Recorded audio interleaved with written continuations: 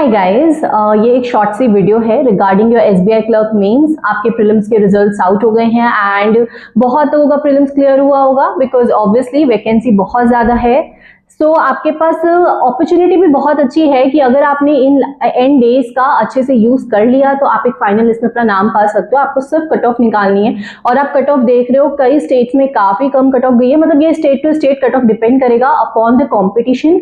लेकिन मैं आपको बता रही हूँ, अगर आप जितना ज्यादा कॉन्फिडेंट रहोगे और सेल्फ बिलीव के साथ जाओगे और एग्जाम अच्छे से अटेम्प्ट करके आओगे तो आपके हाईली चांसेस है कि आपका एग्जाम क्लियर हो जाए। अगर आपका कोई एक सब्जेक्ट भी कम है, आपको कहीं पे भी थोड़ा सा अंडर कॉन्फिडेंट है कि यार मेरी इंग्लिश उतनी अच्छी नहीं है या मैं जीए में उतना रिटेन नहीं कर पा रहा हूं, लेकिन आपके पास स्टिल बाकी 3 सब्जेक्ट्स है, आपको चारों सब्जेक्ट मिला के आपको लेकर आना है अपना कट ऑफ, ठीक है। तो आप इजीली ये चीज निकाल सकते हो। अगर एक सब्जेक्ट अगर आपका वहां भी बिगड़ जाए या एक सब्जेक्ट में आप अभी भी अंडर प्रिपेयर्ड हो, स्टिल आपके पास बहुत अच्छे चांसेस अपने बाकी सब्जेक्ट्स में जहां आपकी स्ट्रेंथ है उसको अच्छे से प्ले करो। जितना जो आपका ऑलरेडी स्ट्रांग है उनमें और वर्क करो, उसे अच्छे से जाके अपने स्ट्रांग को बेस्ट परफॉर्म करके आना। और जो आपको लग रहा है कि आपका लो साइड पे है, एवरेज साइड पे है, उसको भी जाकर अटेम्प्ट मतलब स्मार्टली अटेम्प्ट करके आना। बहुत सारी तुक्के मार के ये वाला चीज नहीं करना है, ठीक है। क्वांट रीजनिंग में तो आप ऐसे तुक्के नहीं लगा सकते, लेकिन इंग्लिश और जीए में हो जाता है। लोग थोड़ा हाइपर हो जाते हैं कि यार अटेम्प्ट्स नहीं हो रहे, बन नहीं रहा, और तुक्का स्टार्ट कर देते हैं। बस ये वाली गलती वहां नहीं करना। आपको अपना पेपर अटेम्प्ट स्मार्टली करना है, जो आ रहा है एक्यूरेटली लगाओ।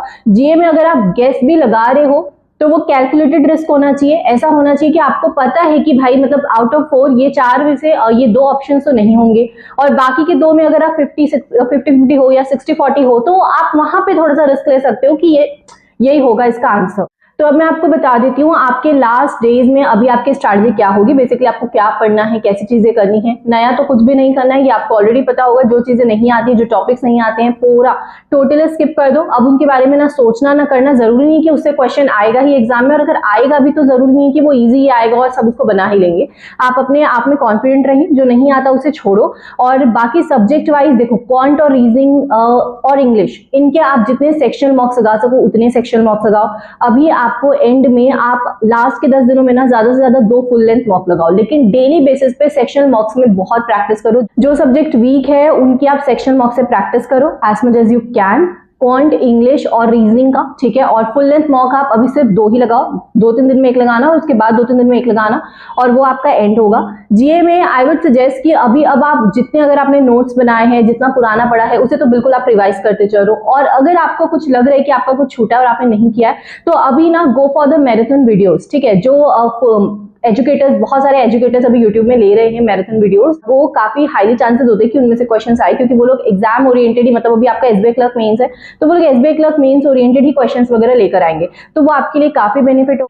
देखो इस बार वैकेंसी ज्यादा है, कट ऑफ कम जा सकती है, लेकिन ये इसका मतलब ये नहीं है कि आपका पेपर का लेवल भी इजी ही आएगा, ठीक है ना। प्रीलिम्स भी उतना कुछ खास इजी नहीं था, प्रीलिम्स का लेवल भी अच्छा खासा था।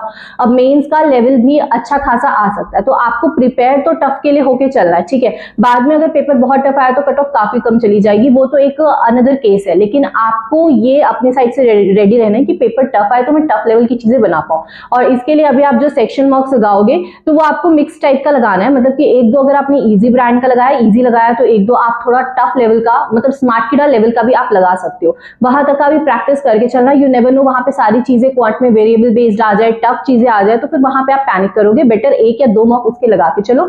और ऐसे मार्क्स में ना, टफ मार्क्स में आपके ज्यादा मार्क्स नहीं आते, 6, 7, 8, 10, 12 नंबर आते हैं, लेकिन आपको उसको अटेम्प्ट कैसे करना है और डील कैसे करना है ये आप सीख लेते हो। तो आपको टफ वाली भी प्रैक्टिस करनी है, इजी वाली भी करनी है, क्योंकि पेपर का लेवल इजी टू टफ या बीच का मॉडरेट कैसा भी आ सकता है। तो अपने आप को हर तरीके से रेडी करके चलना। स्मार्ट किडा में अभी ऑफर भी चल रहा है, in case anybody wants to purchase इस साल के लिए, तो अभी अच्छा मौका है। आप ऐसे मौके पे ले लिया करो जब ऑफर वगैरह चल रहे होते हैं, फिर नहीं तो आप ऑफ टाइम पे मुझे कमेंट करते हो मैम कोई कोड है क्या, तब मेरे पास कोई कोड अवेलेबल नहीं होता है आप लोगों को देने के लिए। तो अभी एंड के डेज में आपको सेक्शनल मार्क्स लगाने हैं as much as you can, ठीक है। फुल लेंथ मार्क आप 2 या मैक्सिमम 3 लगा लेना। 10 दिनों में 2 या 3 से ज्यादा आई डोंट थिंक आपको लगाना चाहिए। बाकी जितनी प्रैक्टिस करनी है सेक्शन से करो। जीए के लिए आप मैराथन्स पे जाओ, अपने रिविजन करो जो नोट्स आपने किए हैं, और नहीं तो सेल्फ प्रैक्टिस करनी है तो क्विजेस तो बेस्ट ऑप्शन है जीए प्रैक्टिस करने के लिए। तो आप क्विजेस से प्रैक्टिस करो।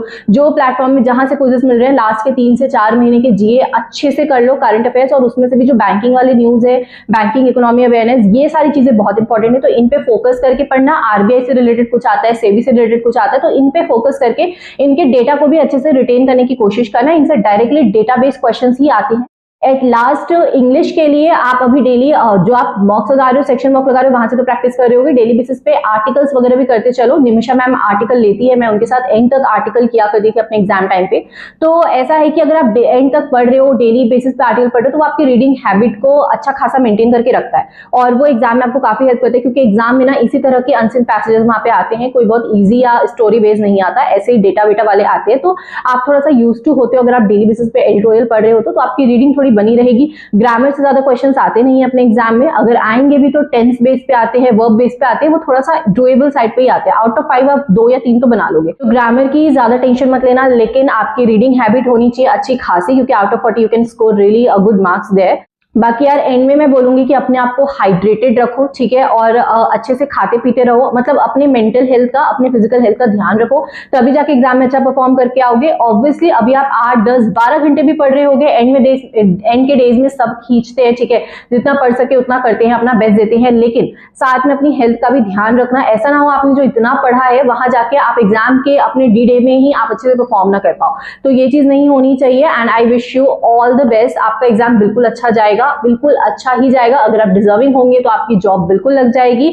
अगर आपने अच्छे से मेहनत की होगी तो बिल्कुल ये आपका मौका है जाके अच्छे से फोड़ आना एग्जाम। और कोई भी डाउट हो तो कमेंट कर देना, आई एम फ्री, मैं आपको रिप्लाई कर दूंगी। टेलीग्राम ज्वाइन कर सकते हो, link I will provide below. Will meet in the next video. End तक आयो चैनल सब्सक्राइब कर लेना। Thank you.